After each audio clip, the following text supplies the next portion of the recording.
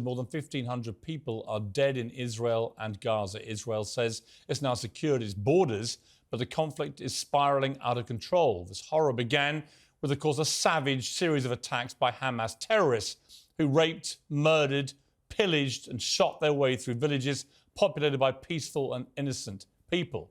They executed the elderly at bus stops. They took babies as hostages. One report tonight says that maybe 40 babies were murdered, some of them beheaded. Everybody knows the scale of this. We've all had to see the appalling videos. It's a sign of the times we live in that these atrocities were broadcast live all over social media. But it's also a sign of the times that tribalism has blinded many people to basic humanity. Across the world, Israel's critics have responded to the tragedy with pure poison. A letter signed by 31 student groups at Harvard, supposedly one of the world's top universities, claimed Israel is entirely responsible for these terror attacks.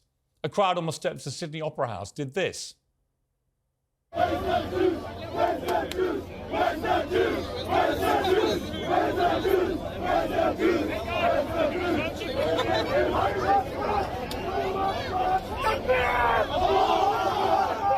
Pro-Palestinian activists danced through London in joyous celebration. In the heart of London's Jewish community, a kosher restaurant was ransacked and pro-Palestinian graffiti scrawled on a bridge. In New York, activists brandished placards saying, "By any means necessary and resistance is justified." They've all completely lost their minds. This wasn't resistance. This was a massacre. This was mass murder by nihilistic terrorists intent on killing any Jewish people they could come across, of any age, from grandmothers to little babies. Maggie Chapman, a Green Party member of the Scottish Parliament, retweeted, "Don't let the Western media fool you into thinking it's terrorism. This is decolonisation." The former porn star Mia Khalifa shared a picture of terrorists on their way to a murderous pillage and called it a Renaissance painting. Journalist Najma Sharif said, "What did you all think decolonisation meant, losers?" Without making this political, what do these mostly left-wing people imagine they have in common with an Islamist terror group?